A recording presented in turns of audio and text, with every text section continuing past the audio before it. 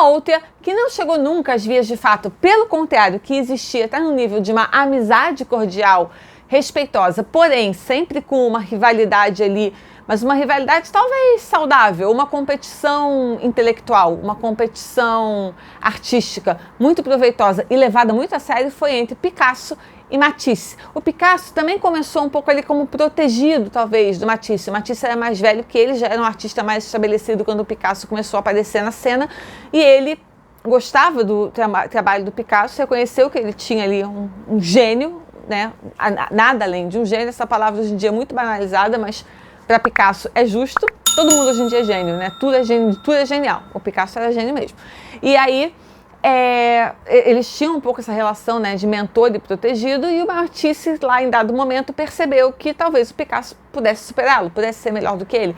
O Picasso, ao mesmo tempo, sempre teve no Matisse o maior referencial artístico que ele tinha. E eles passaram a vida um vigiando o trabalho do outro, porque eles queriam sempre superar o outro. Um tinha que ser melhor do que o outro sempre. Eles nunca brigaram, eles nunca se xingaram, ninguém mandou ninguém para prisão, para justiça, não teve nada disso, ninguém se ofendeu na calçada. Eles tinham até uma amizade cordial, se encontravam assim de forma respeitosa, um pouco tensa, porque um sabia sempre que queria superar o outro. E não era só que eles soubessem, não. Todas as pessoas sabiam. Uma das namoradas, das muitas namoradas, mulheres, companheiras do Picasso, inclusive, disse que a opinião no mundo que mais importava para Picasso era do Matisse. E o Picasso dizia: ninguém observa as minhas pinturas com tanta atenção quanto o Matisse, e ninguém observa as dele com tanta atenção quanto eu. Então eles sabiam que um estava sempre vigiando o trabalho do outro. Eles chegavam ao cúmulo, inclusive, de pintar obras com o mesmo tema e com o mesmo título. Então você tem as odaliscas, por exemplo, do Matisse e as odaliscas do Picasso. E por aí vai, esse é só um exemplo. Então, a vida toda, eles estavam um sempre vigiando o outro e prestando muita atenção no que o outro estava fazendo, com o objetivo sempre de se superar.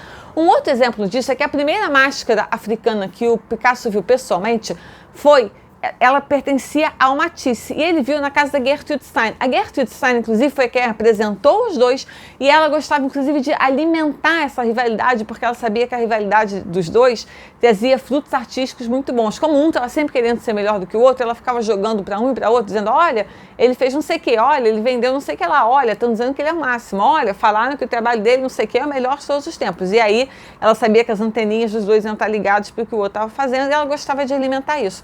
Quando o Picasso chegou na casa da Gertrude Stein e o Matisse estava com uma máscara africana lá, que ele tinha levado, que ele tinha acabado de comprar e ele tinha levado para ela ver, o Picasso ficou assim em choque absoluto. Foi a primeira vez que ele viu uma perto. Ele pegou e ele ficou assim em um estado de quase de um êxtase, assim, quase de revelação espiritual. E ele perguntou para o Matisse, ele perguntou: o que é isso? Onde é que você achou isso?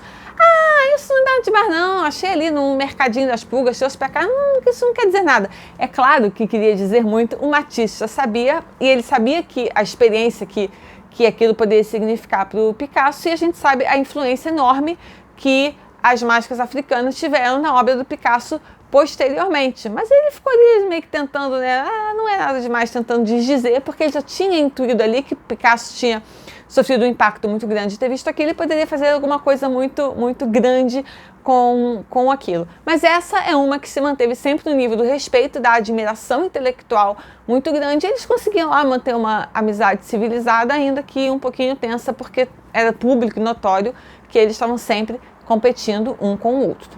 Pollock e de Kooning. Essa aqui foi meio complicada. O Pollock e o de Kooning começaram juntos num grupo chamado de os expressionistas abstratos, do qual também faziam parte o Rothko, o Motherwell, a Lee Krasner, entre outros. Era um grupo que surgiu ali em Nova York na década de 50, e eles foram responsáveis por duas coisas importantes. A primeira é que eles colocaram a abstração no centro da arte. Até então, a abstração era uma coisa assim para poucos, né? Ainda era uma coisa muito de vanguarda, não era uma coisa que todo mundo gostava, que todo mundo entendia muito bem.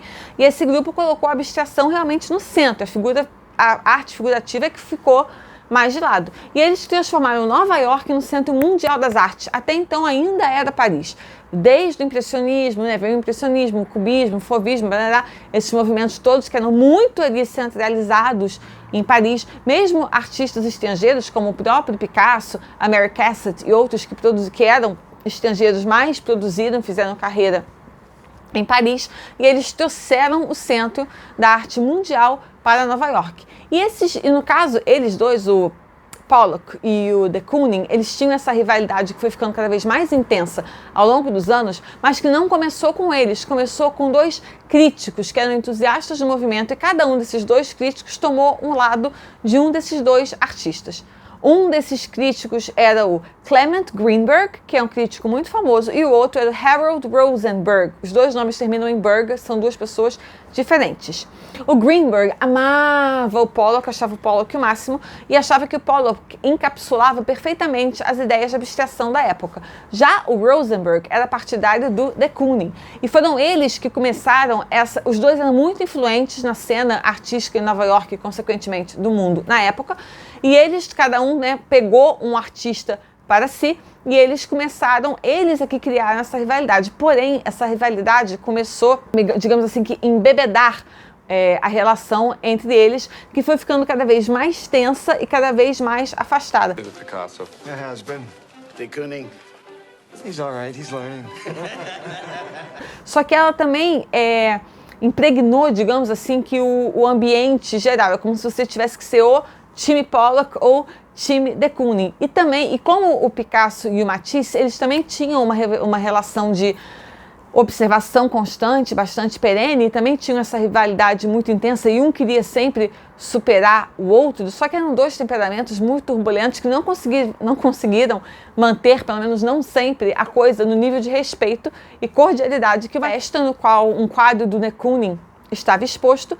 E o quadro foi assim muitíssimo bem recebido, as pessoas gostaram muito, estava fazendo um grande sucesso. E isso causou o Pollock, que estava presente, assim como o de Kooning, os dois estavam nessa reunião, levou o Pollock a tomar um porre homérico, um porre assim histórico. Estamos falando de Pollock, então vocês imaginem o que é um porre homérico do Pollock, no qual ele ficou tão louco e alucinado que ele saiu arrancado da festa, de tão transtornado que ele estava, xingando todos os presentes, todo mundo que estava ali.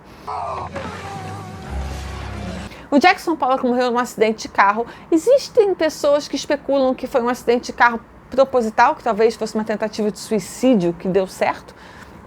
Não se sabe, isso é muito discutido, mas oficialmente, para todos os efeitos, ele morreu num acidente de carro. O carro dele bateu numa árvore, ele não sobreviveu. E o de Kooning apareceu no enterro do Pollock e disse a seguinte frase. Chegou lá, o homem sendo enterrado, ele chegou e disse: agora está decidido, eu sou o número 1. Seriously, what the fuck are you doing? Quem faz isso? Que pessoa é essa que vai no enterro do outro e fala uma coisa dessa? Agora está decidido, eu sou o número 1.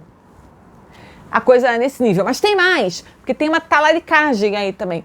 Pouco tempo depois deste acidente de carro no qual o Pollock morreu, o de Kooning assumiu o namoro com a namorada do Pollock, ninguém menos, a Ruth. Ele então, pouco depois, alguns meses depois do acidente de carro, assumiu publicamente que estava namorando a namorada do Pollock. Se ele já tinha alguma coisa antes da morte do Pollock, ninguém sabe, especulação, não vamos saber nunca, mas a questão é que muito pouco tempo depois do Pollock ter morrido, eles apareceram publicamente como um casal.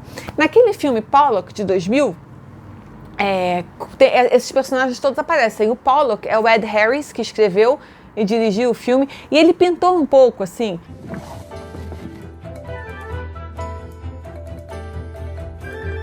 You've done it, Pollock. You've cracked it wide open. Né? Obviamente pouco, mas ele aprendeu um pouco da técnica do Pollock, e algumas das cenas de pintura ele realmente está pintando, assim, ele realmente exerceu, pintou algumas das pedaços das pinturas que aparecem ali. O de Kooning é o Val Kilmer, e a Ruth, a namorada que foi de um para o outro, é a Jennifer Connelly. Então, um pouco dessa história aparece ali na biografia nesse filme, nessa biografia do Pollock. How do you respond to some of your critics? They have said a mop of tangled hair, cathartic disintegration, degenerate. What do you say to that? People would just look at the paintings. I don't think they'd have any trouble enjoying them. It's like looking at a bed of flowers. You don't tear your hair out over what it means. How do you know when you're finished with a painting? How do you know when you're finished making love?